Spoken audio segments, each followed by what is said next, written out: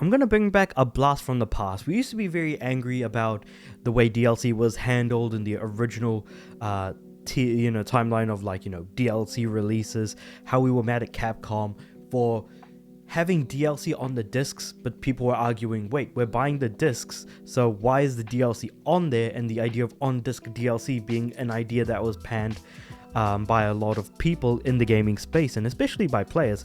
So it probably won't surprise people to know that people have bigger things to complain about, both in terms of DLC prices, the fact that DLC has expanded in so many different ways, to season passes, to battle passes, to now just being absolutely absurd and out the wahoo as far as free-to-play mechanics go, and the fact that a lot of the stuff did originally come from mobile games from back in the day.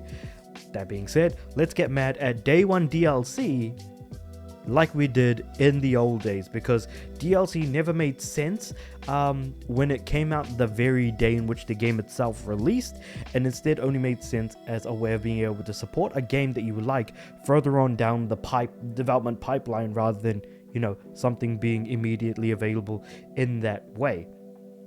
And especially when it's story content or alternate, or basically the true ending of a game. I'm looking at Asura's Wrath, a game that was released in the PS3 and Xbox 360 generation, where the true ending of the game was locked behind, I think, a or two DLC packs. Either one or two DLC packs it's hidden behind, and you need to play through either one or both of them. I can't remember exactly, but it was something along those lines. So it probably won't surprise you to know that we're getting heavy amounts of story DLC for Vampire the Masquerade Bloodlines 2.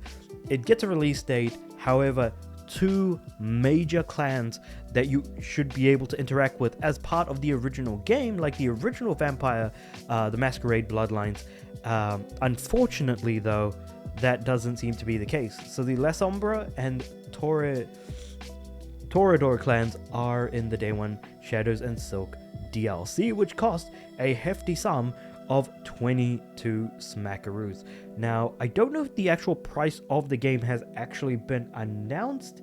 Oh, it has been announced. Okay, yep. So basically it's going to cost £50 or 60 USD. So considering that we're talking about 22 bucks here, it's basically a third of the price of the game if you were to buy the DLC separately.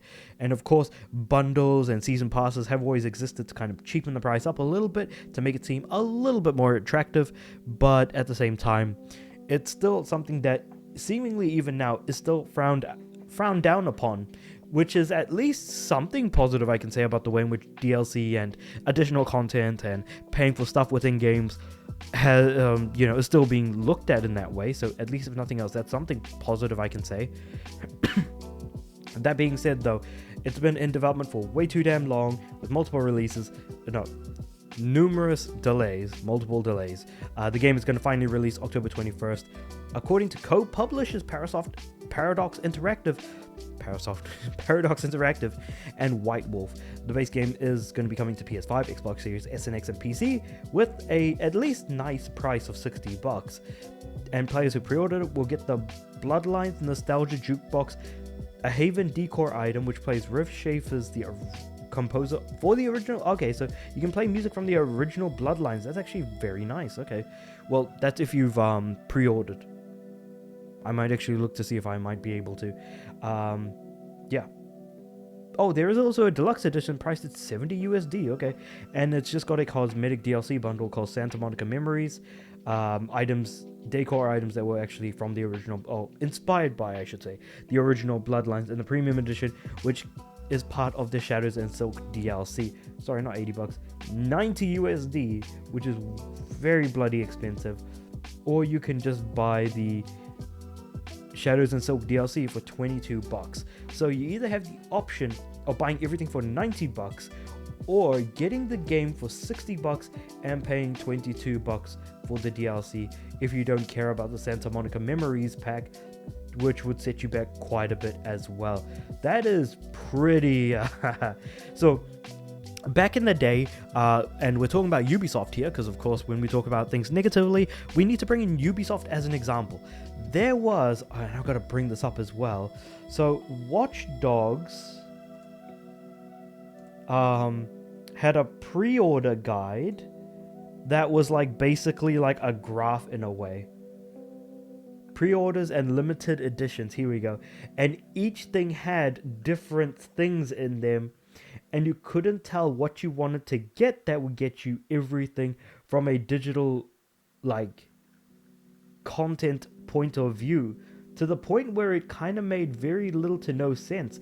And also there were pre-order content for different locations like Best Buy, Target.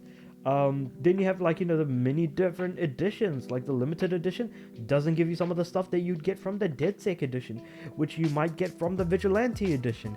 But the amount of content all over the place, the Uplay edition was also completely separate. So unless you bought the game multiple times, it made very little to no sense that you would actually be able to make any sense of the actual pre-order guide. Here we go.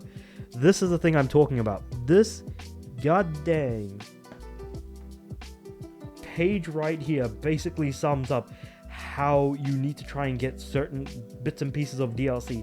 And I think you can also see that it says here only PlayStation for some of them. It just very much made very little to no sense at all. So you've got the exclusivity by region, then you've got the game disc itself, then you have the digital download stuff, the DLC and additional content in the middle here, and at the bottom you have the additional extra stuff that you get from the limited and or DedSec editions. Like for example, the Aiden Pierce cap can only be obtained from the Vigilante edition, which is available in Europe, Middle East, Asia, and Australia, so it would have been my region as well, but you can't get it in the limited edition and you can't get it in the DedSec edition. Even if you do get the DedSec edition, it still doesn't change the fact that there are still things that you don't get that can be gotten from other versions, like the Uplay exclusive edition having certain items, or having to get the digital deluxe in addition to the DedSec. Like again, unless you're like paying for multiple things, it's very, very difficult to get everything if you wanted to.